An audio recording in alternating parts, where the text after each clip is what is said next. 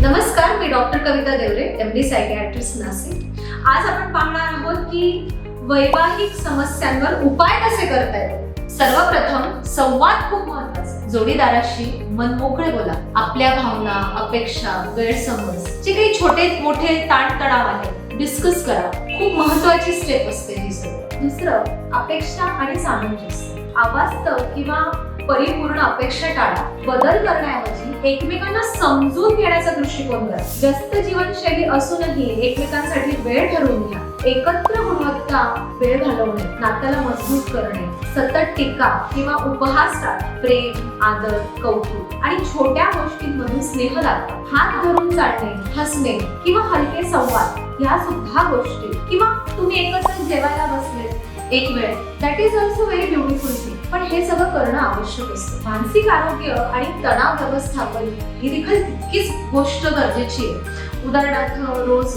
योगा किंवा प्राणायाम करणं किंवा व्यायामाला जाणं किंवा नुसतं तुम्ही कानामध्ये गाणे टाकून 30-40 मिनिटं चालत जरी गेले तरी सुद्धा त्याच्यामध्ये तुम्हाला बरेच हार्मोन्स तुमचे सेटल झाल्यासारखे वाटतात. उदाहरणार्थ डोपामाइन, सेरोटोनिन वगैरे वगैरे. आणि त्याच्याने आपलं मेंटल हेल्थ स्ट्रॉंग होते. नैराश्य, चिंता किंवा मानसिक तणाव असल्यास, खूप जास्त असल्यास तुम्ही तज्ञांचा सल्ला घेऊ शकता. आर्थिक मतभेदांवर थंड डोक्याने चर्चा करा.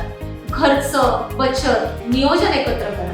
कौटुंबिक हस्तक्षेप किंवा समाजाचे जे दबाव असतात ते नियंत्रणात ठेवा. महत्त्वाचे निर्णय एकत्र घ्या आणि गरज असल्यास समुपदेशन घ्या. लक्षात ठेवा, संवाद, आदर, प्रेम, समुपदेशन यावर लक्ष ठेवून आपल्या नात्याला आपण मजबूत आणि सुखी ठेवू शकतो.